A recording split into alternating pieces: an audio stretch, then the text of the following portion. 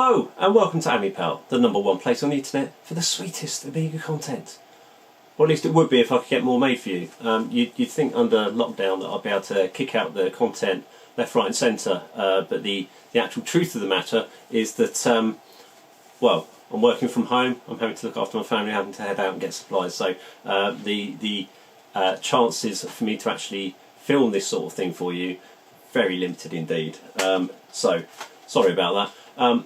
Hopefully when this is all over, of course, we can get started again in a bit more regular content, but until then, just going to kind of get drips and drabs, unfortunately. Yeah. Anywho, what have I been doing? Still working on the power tower. Case is still off. I did get the case back on and then came back off because I wanted to do some memory tests. Basically because there was a game, which one was it, that I was trying to get to run, that kept falling over. That's Trap 2, by the way. I thought it might be a memory issue because I was getting software failure basically as soon as I started the game.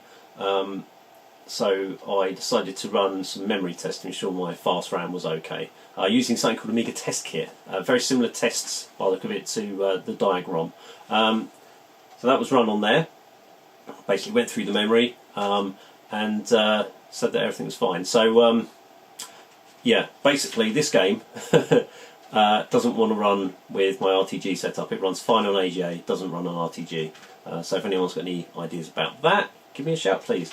So yeah, basically I've been kind of trying to set up some of the expanded Amiga games that came out in the late 90s and early 2000s, like Shadow of the Third Moon, which is a rather excellent voxel shoot 'em up with a fantastic CD soundtrack. Genetic Species, that's released by Vulcan Software. They did things like Timekeepers and the Valhalla series. That's kind of more of a Wolfenstein type engine rather than Doom, but takes place over multiple floors, like Alien Breed. So that's a very nice looking game. Nomad 4, that's another kind of Wolfenstein style engine, but this time you're like a massive robot trying to kill a mega computer. And yeah, the aforementioned Trap 2, which is kind of Morrowind before Morrowind, which I would like to show you. But like I said, time is limited, so I'm going to actually save going through those games with you at a later date. I've got quite a few other ones to go through, including Napalm, Nightlong, Foundation, On Escape, I'm not really sure how you pronounce that one, but loads of other games to go through with you.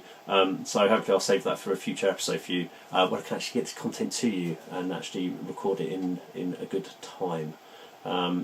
What else am I doing? Well, I'm going to get the case back on hopefully, but before I do that I'm going to get a network card in there, which should be another episode for you as well, including how to set it all up both on the hardware and software side.